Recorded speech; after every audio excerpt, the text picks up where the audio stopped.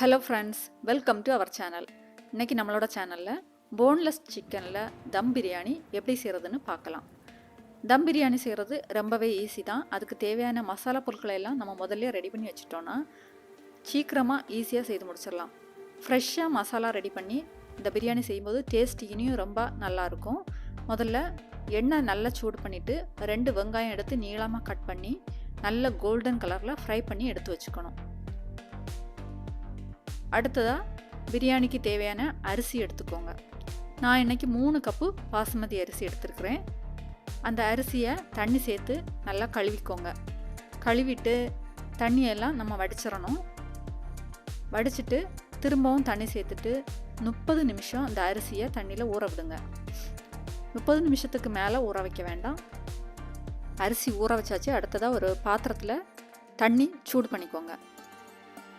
இப்போது சுத்தம் பண்ணி வச்சுருக்கக்கூடிய சிக்கனை எடுத்துடலாம். நான் இன்றைக்கி 600 கிராம் போன்லெஸ் சிக்கன் எடுத்துருக்கிறேன். 3 டேபிள் ஸ்பூன் இஞ்சி பூண்டு விழுது சிக்கன் கூட சேர்த்துக்கோங்க. 1 டீஸ்பூன் மிளகாய்த்தூள் சேர்த்துக்கோங்க. 1½ டீஸ்பூன் மல்லித்தூள் சேர்த்துக்கோங்க. நம்ம காஷ்மீர் மிளகாய் சேர்க்குறதுனால நான் மிளகாய்த்தூள் கம்மியாக எடுத்துருக்கிறேன். ஜீரகத்தூள் 3/4 டீஸ்பூன் சேர்த்துக்கோங்க. காஷ்மீர் மிளகாய்த்தூள் 1½ டீஸ்பூன் எடுத்துக்கோங்க. கரம் மசாலா தூள் 1½ டீஸ்பூன் எடுத்துக்கோங்க. மஞ்சள் தூள் 1/2 டீஸ்பூன் சேர்த்துக்கோங்க. கடைசியாக உப்பு சேர்த்துக்கோங்க. சேர்த்துட்டு நம்ம ஃப்ரை பண்ணி வச்சுருக்கக்கூடிய வெங்காயம் பாதி சேர்த்துக்கோங்க.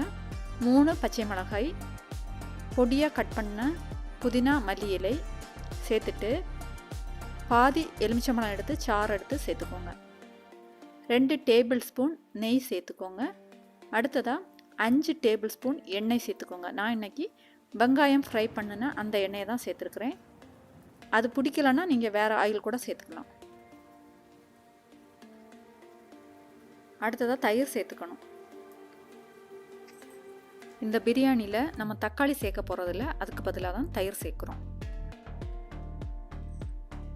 கடைசியாக எல்லா மசாலா பொருட்களையும் சேர்த்து சிக்கனை நல்லா ஊற விடணும். நல்லா மிக்ஸ் பண்ணிவிட்டு 2 மணி நேரம் அப்படியே ஊற விட்டுருங்க. 2 மணி நேரத்துக்கு அப்புறமா இந்த சிக்கனை நம்ம வேக வைக்கலாம். இப்போது சூடு பண்ண வச்ச தண்ணியில் பபிள்ஸ் வர ஆரம்பிச்சிடுச்சு.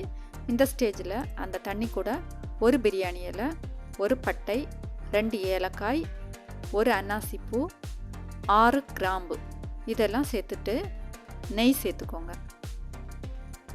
கடைசியாக உப்பு சேர்த்துக்கோங்க. உப்பு கொஞ்சம் அதிகமாக சேர்த்துக்கணும். தண்ணியை தொட்டு டேஸ்ட்டு பார்க்கும்போது உப்பு கொஞ்சம் தூக்கலாக இருக்கணும். உப்பு சேர்த்துட்டு நம்ம ஊற வச்ச அரிசியில் உள்ள தண்ணியெல்லாம் வடிச்சிட்டு அரிசியை மட்டும் சேர்த்துக்கோங்க.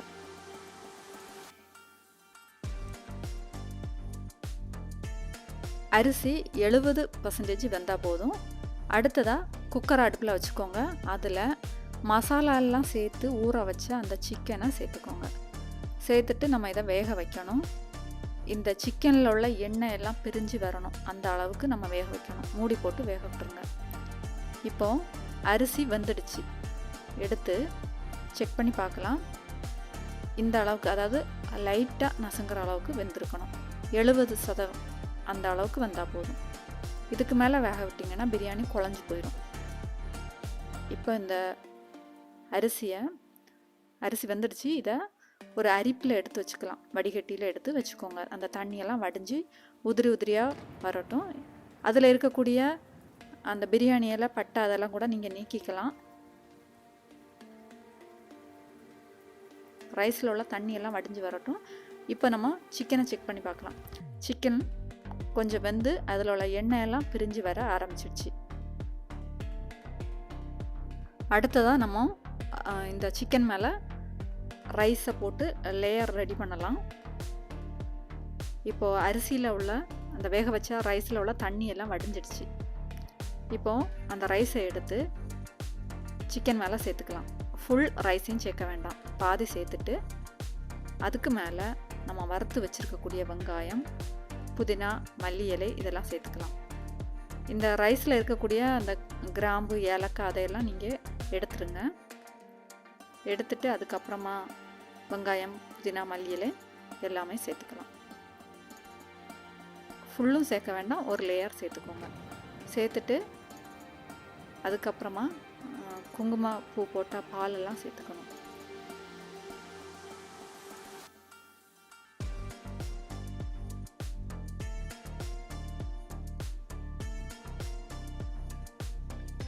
முதல்ல புதினா இலை சேர்த்துக்கோங்க.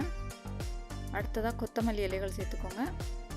அப்புறமா வறுத்து வச்சுருக்கக்கூடிய வெங்காயம் சேர்த்துக்கோங்க. ஃபுல் வெங்காயம் சேர்க்க வேண்டாம், கொஞ்சம் வச்சுக்கோங்க. அதை கடைசியாக நம்ம சேர்க்க போகிறோம். இதுக்கு மேலே மிச்சம் இருக்கக்கூடிய அந்த ரைஸை சேர்த்துக்கோங்க.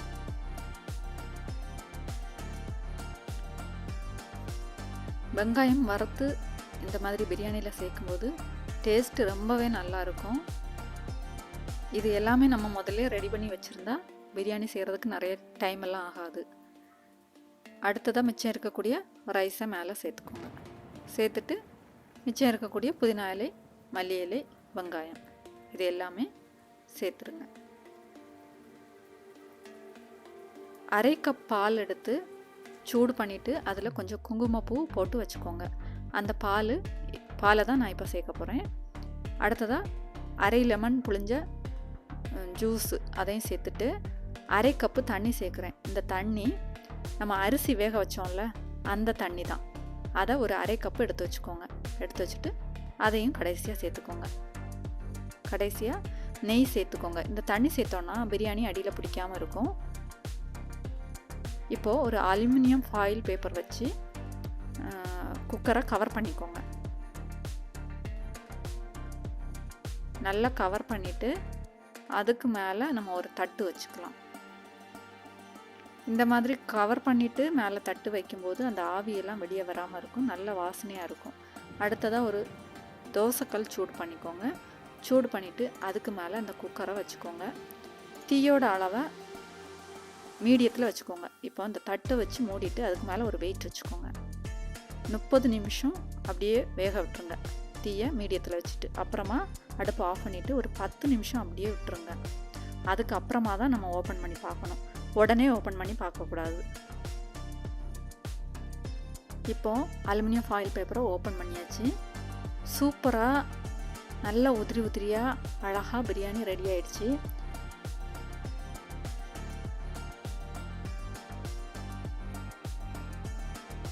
அடியில் இருக்கிற மசாலாவை அப்படியே எடுத்து மேலே விடுங்க. ஆனால் ரொம்ப கலராதீங்க, அரிசி உடஞ்சி போயிடும்.